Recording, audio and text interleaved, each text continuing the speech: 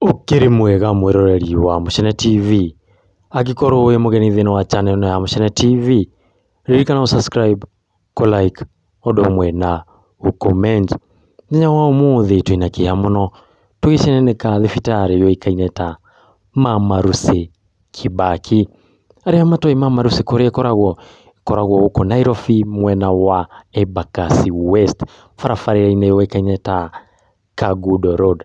Mũthenya wa ira thibitarĩ ĩno nĩ ĩranĩkirwo kũrĩa rũrenda-inĩ rwa Facebook, na gĩtũmi nĩ gĩkĩ: mũndũ ũgwĩtwo Maureen Anyango, ũyũ nĩ mũtumia wa mĩaka 28, nĩ arĩkĩtie kũhurũka nĩ ũndũ wa kĩndũ gĩtagwo kũhũthĩrĩria kwa manathi kũrĩa thibitarĩ wa Mama Lucy. Kũrerĩkana mũndũ ũgwĩtwo Maureen nĩ atuĩkire wa gũteng'erio thibitarĩ thutha wa kũnyitwo nĩ ruo rwa kũgĩa mwana, na akinya thibitarĩ ũcio nĩ arĩkire wa gũtanahĩrwo na twana twĩrĩ twa mahatha. No ndeto ya kũmakania nĩ atĩ arĩkia kũgĩa mwana, manathi matiatuĩkire a kũmũtangĩkĩra rĩngĩ, akorirwo akiura thakame nginya gũkua gwake. Arata arĩa makorirwo magĩtwara mũndũ ũgwĩtwo Maureen thibitarĩ nĩ mageririe gwĩta manathi oke atangĩkĩre mũndũ ũgwĩtwo Maureen,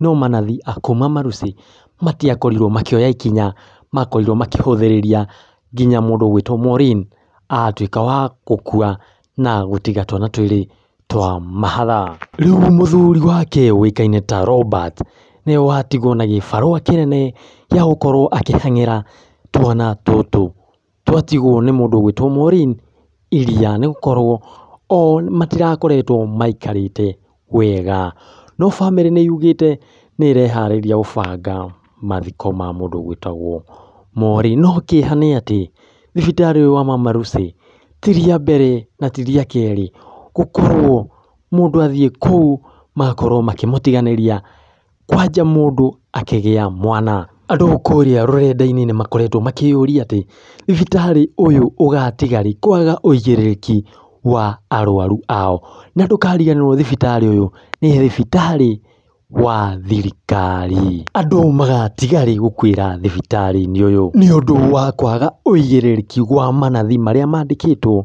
na marĩhagwo mũcara nĩ igoti rĩrĩa Akenya marutaga. Ngĩribotera Mucene TV, njĩtagwo Wandua wa Mwangi, harĩa ho ngwĩraga tũcenenekaga iria tũithĩragia na iria tũtaithĩragia.